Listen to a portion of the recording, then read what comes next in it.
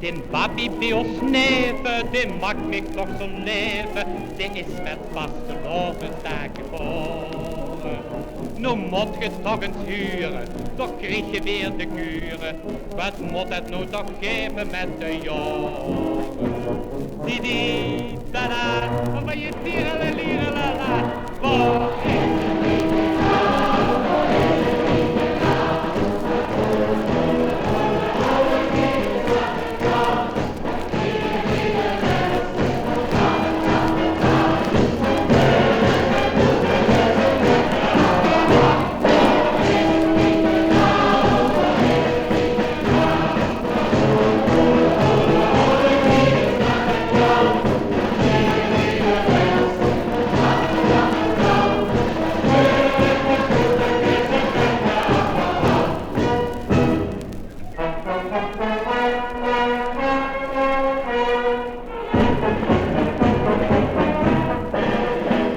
Den papi bij ons neven, die kan goed nutjes geven, die is de vaste lovensdag geboren.